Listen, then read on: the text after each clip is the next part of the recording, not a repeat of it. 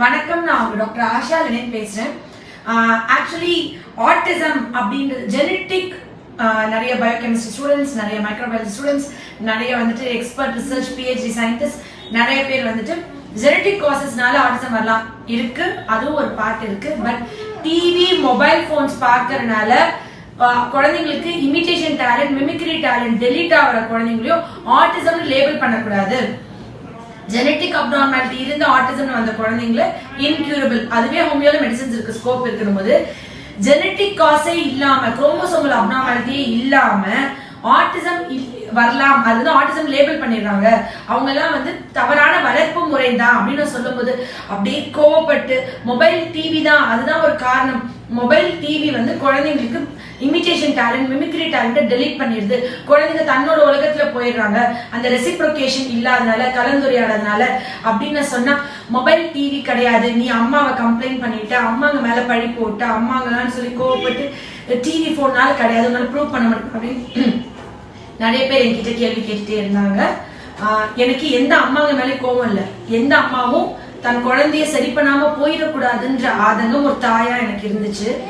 நான் ஒரு வேளை ஹோமியோ டாக்டர் படிக்காம இருந்திருந்தேன்னா, நான் ஒரு வேளை இதை பத்தி 14 வருஷம் ரிசர்ச் பண்ணாம இருந்திருந்தேன்னா, நான் ட்ரீட் பண்ணக்கூடிய முதல் ஆட்டிசம் கேஸ் என் பையனா தான் இருந்திருப்பான்.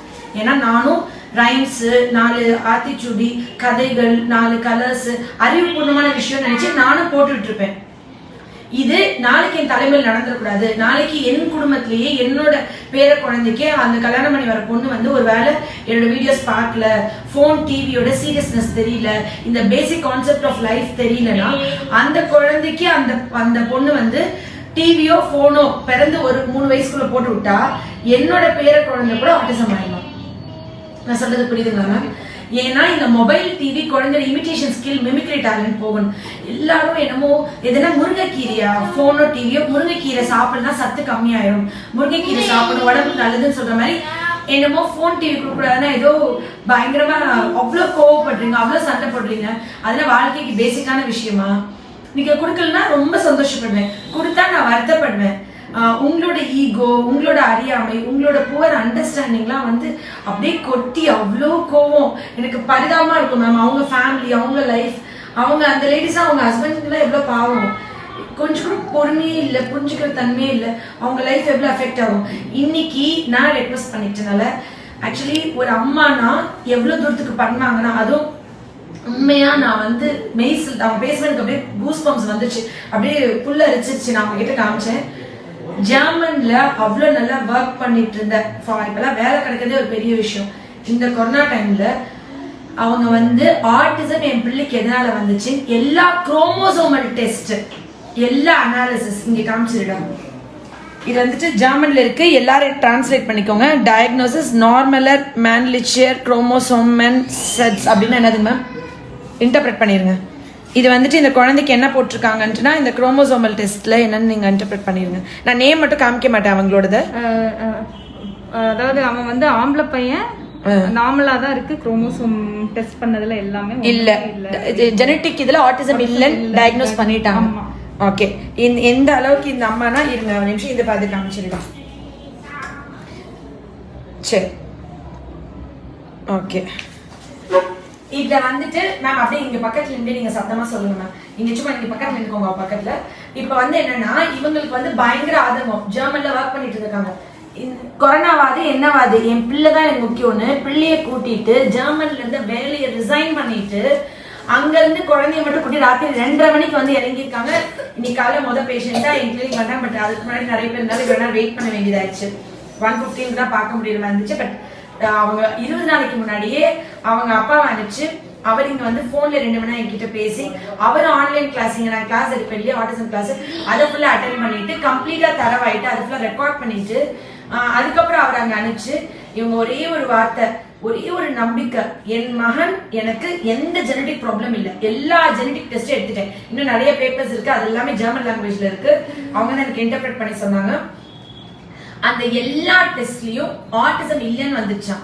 நான் என்ன சொல்றேன்னா, ஜெனடிக் அப்நார்மாலிட்டியில ஆட்டிசம் வரும். அதெல்லாம் முன்னாடி காலத்துல இருந்துச்சு. ஃபாரின் கண்ட்ரீஸ்ல சொந்தத்துல கல்யாணம் பண்றதுனால டவுன் சிண்ட்ரோம் வரும். அது வந்து பரம்பரை நோயா வரலாம், இல்ல வேற சில பிரச்சனைகளை கூட ஜெனடிக்கா டிரான்ஸ்மிட் பண்ணலாம். ஆனா நார்மலா பிறந்த குழந்தை. உங்க பையன் நார்மலா பிறந்த நார்மல் டெலிவரி. பர்த் வெயிட் எவ்வளவுனா? 3.5. 3.5. பிறந்தோடனே தலை நின்றது, குப்புத்தது, தவழ்ந்தது எல்லாமே நார்மல். ஒரு வயசுல பேசினானா எல்லாமே?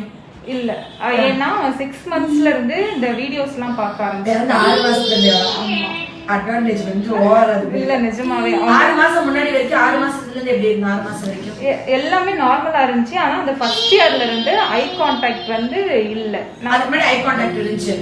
இல்ல, அதுக்கு முன்னாடி 6 மாசத்துல இருந்து மொபைல். ஏன்னா அவங்க அக்கா தமிழ் படிக்கணும் அப்படின்ட்டு அவ வந்து இந்த வீடியோஸ் எல்லாம் பாப்பா. சோ அவ கூட உட்கார்ந்து இவனும் பார்த்து அவங்க அக்கா மொபைல் பார்க்கும்போது இவனும் கூட பார்த்து அவனால நைட்டு தூங்க முடியறது இல்ல. நைட் எல்லாம் அந்த ரைம்ஸே சொல்லி ரொம்ப கத்தி சிரி. நைட் தூங்க முடியாத காரணம் வந்து இந்த மொபைல் போன்ல எல்இடி லைட் இருக்கும்.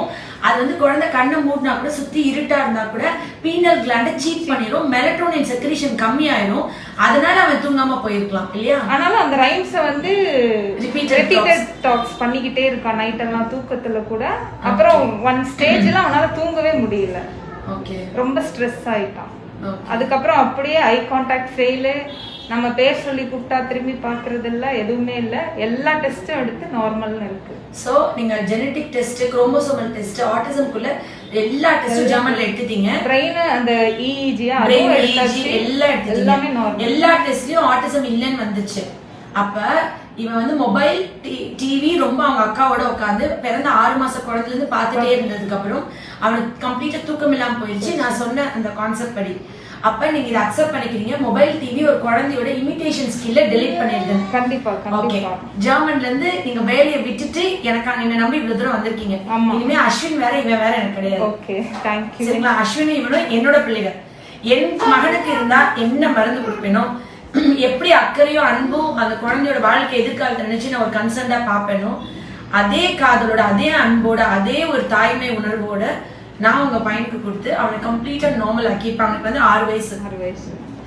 அவன் நார்மலா பேசி நார்மல் சைல்டு ஆயிட்டு ஒரு எக்ஸ்பர்ட் சைக்கியாட்ரிஸ்ட் உங்க குழந்தை எவாலுவேட் பண்ண அப்புறம் ஹி இஸ் நார்மல், அவனுக்கு எந்த சிம்டம்ஸ் ஆஃப் ஆட்டிசமே இல்லைன்னு சர்டிஃபை பண்ண அப்புறம் நீங்க என் கிளினிக்கு ஒரே ஒரு நாள் யோசிக்காம வந்து திருப்பியும் ஒரு வீடியோ கொடுப்பீங்களா? கண்டிப்பா நான் செய்றேன். ஓகே, நான் வந்து உங்களை எக்ஸ்போஸ் பண்ண மாட்டேன், உங்க நேம் சொல்ல மாட்டேன், குழந்தையோட நேமோ உங்க ஐடென்டிட்டியோ ரிவீல் பண்ண மாட்டேன்.